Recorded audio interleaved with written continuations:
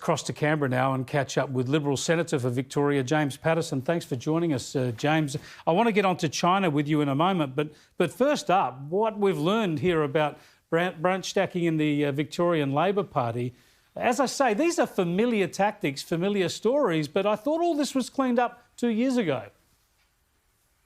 Oh, Chris, I hope you're not actually that naive. I mean, what this has revealed is what everybody already knew about the Victorian Labor Party and particularly elements of it, and what we knew about the Labor Party nationally, which is institutionally it's quite a sick organisation, and practices like this have flourished for years, have been tolerated for years, have been known for years by people at the very top of the party and been tolerated and understood, and in fact, in many cases, openly or at least tacitly sanctioned.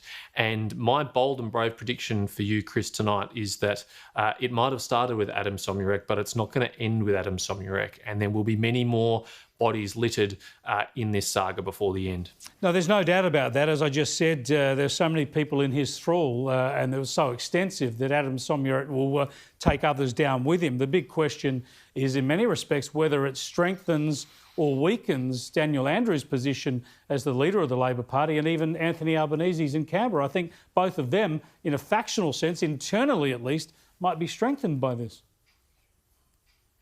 Well, let's wait and see, Chris, because it's taken a fairly extraordinary amount of documentary evidence to actually finally get them to stand up against someone like Adem Somyurek. Let's not pretend for a second that prior to Sunday night they thought everything was completely kosher as far as Mr Somyurek's activities went, and that all of a sudden they've discovered this. I mean, let's remember that Mr Andrews sacked Mr Somyurek from his cabinet previously and brought him back, saying he was a changed man. Well, if he was changed, I'm not sure what he was before or what he was after. And I think while Somyurek is gone, all the people around him who aided and abetted him remain as members of the Labor Party tonight. And we should think that his tactics will remain just a big part of the Labor Party as it was before, unless there is a real root and branch review, and I'm not sure Albanese has the stomach for it. Doesn't this underline the case for a federal commission against corruption? We know the Victorian body can look at this, but there's obviously federal links in some of the motivations here. People are talking about that already. We know similar practices could be occurring in federal politics. Don't we need a federal body?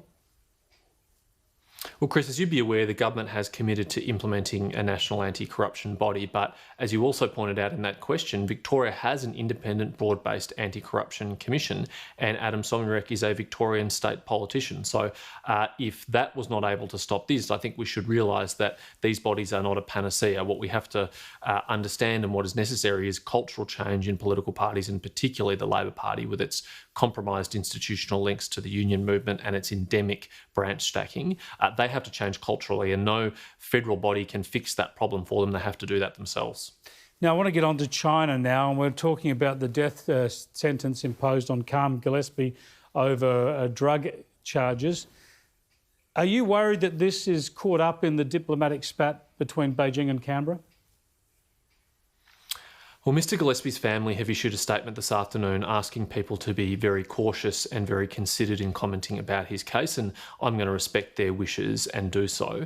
What I can note, Chris, is that the Australian government opposes the death penalty wherever it is enacted, whether it's against Australian citizens or anyone else, whether it's the United States or China. We have a principled opposition to the death penalty. We believe it's wrong, and we work with other like-minded countries in an effort to eradicate it. In the case of Mr Gillespie personally, we'll be doing everything we can to provide him with all of the consular assistance that any Australian can expect when they find themselves in a similar predicament. Well, as you say, it is very delicate, although often whether you're silent or rowdy in the public debate, it doesn't make much difference to regimes like the one we have in Beijing.